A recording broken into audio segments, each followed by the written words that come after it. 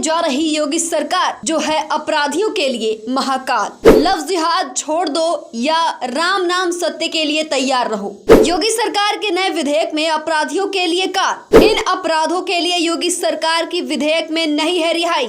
देश में धर्मांतरण का मुद्दा हमेशा उठता रहा है, लेकिन फिर भी इससे कोई निजात नहीं पा पाया और ना जाने कितनी लड़कियों की जिंदगी खराब हो गई। यहाँ तक कि कुछ ने तो जान भी दे दिया ताकि परिवार की इज्जत बरकरार रहे। इस पर यूपी सरकार 2017 में एक कानून लेके आई थी जिसमें सजा के साथ कुछ जुर्माना देना था, लेकिन अब ऐसा कुछ नहीं है क्योंकि साफ तौर पर मुख्यमंत्री योगी आदित्यनाथ का यही कहना है कि अब जो इस तरीके का दुष्कर्म करेगा वो राम नाम सत्य है सुनने के लिए भी तैयार रहेगा। उन्होंने कहा कि लफ्ज जिहाद छोड़ दो, नहीं तो राम नाम सत्य के लिए तैयार रहो। अब यूपी सरकार पूरी तरह से एक्शन मूड में नजर आ रही है।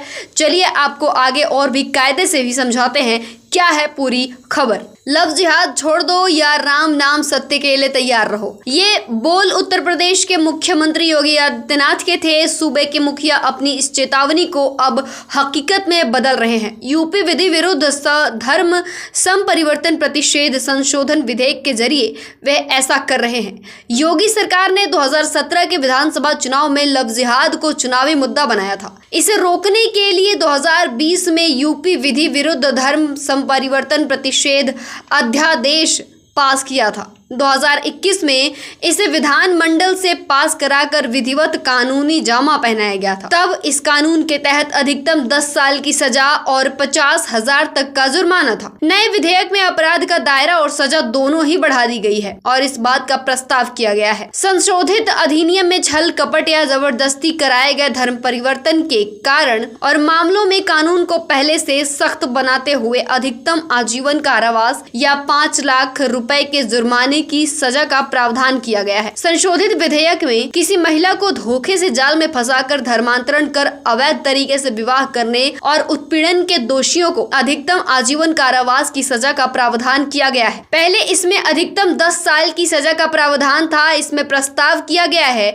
कि कोई व्यक्ति धर्मांतरण कराने के इरादे से किसी को अगर धमकी देता है, हमला करता है, विवाह करता है या करने का वादा करता है या इसके लिए साजिश करता है, महिला नाबालिग या किसी की तस्करी करता है तो उसके अपराध को सबसे गंभीर श्रेणी में रखा जाएगा। संशोधित अधिनियम में ऐसे मामलों में 20 वर्ष कारावास या आजीवन कारावास का प्रावधान किया गया है। जब यह विधेयक के रूप में पहली बार पारित करने के बाद कानून बना तब इसके तहत अधिकतम 10 साल की सजा और 50,000 रुपए के जुर्माने का प्रावधान किया गया था। संशोधित प्रावधान के तहत यह व्यवस्था की गई है कि धर्मांतरण मामलों में अब कोई भी व्यक्ति प्राथमिकी दर्ज करा सकेगा। इससे पहले मामले की सूचना या शिकायत देने के लिए पीड़ित व्यक्ति, उसके माता पिता, भाई बहन का होना जरूरी था, लेकिन अब दायरा बढ़ा दिया गया है। अब कोई भी इसकी सूचना लिखित तौर पर पुलिस को दे सकता है। संशोधित मसौदे में यह प्रस्ताव किया गया है कि ऐसे मामलों की सुनवाई सत्र अदालत से नीचे नहीं होगी और लोक अभियोजक को मौका दिए बिना जमानत याचिका पर विचार नहीं किया जाएगा। प्रस्तावित मसौदे के तहत इसमें सभी अपराध गैर जमानती बना दिए गए हैं। मुख्यमंत्री योगी आदित्यनाथ ने कथित लफ्ज जिहाद पर अंकुश लगाने के इरादे से ये पहल की थी। नवंबर 2020 में इसके लिए अध्यादेश जारी किया गया था और बाद में उत्तर प्रदेश विधानमंडल के दोनों सदनों से विधेयक पारित होने के बाद उत्तर प्रदेश विधि विरुद्ध धर्म संपरिवर्तन प्रतिषेध अधिनियम 2021 को कानूनी रूप में मान्यता मिली। चलिए अब जान लेते हैं कि क्या है इस विधेयक में खास बात। दरअसल पहली बार आजीवन कारावास तक की सजा का प्रस्ताव है। दूसरा, जबरन धर्म परिवर्तन कर शादी पर उम्र कैद की सजा। तीसरा, इसमें यह प्रावधान है पहले से परिभाषित अपराधों में सजा दोगुनी की गई है। चौथा है, नए अपराध भी शामिल हैं जिनमें ताउम्र जेल का प्रावधान है। अब आपको ये भी बताते चलें कि इन प्रावधानों में, इन अपराधों में किस पर जोर दिया गया है। पहला, धर्म परिवर्तन के लिए फंडिंग पर भी कसेगा शिकंजा। दूसरा, विदेशी या अवैध संस्थाओं से हुई फंडिंग पर शिकंजा कसा जाएगा। तीसरा, धर्म बदलने की नीयत से जीवन या संपत्ति पर हमला।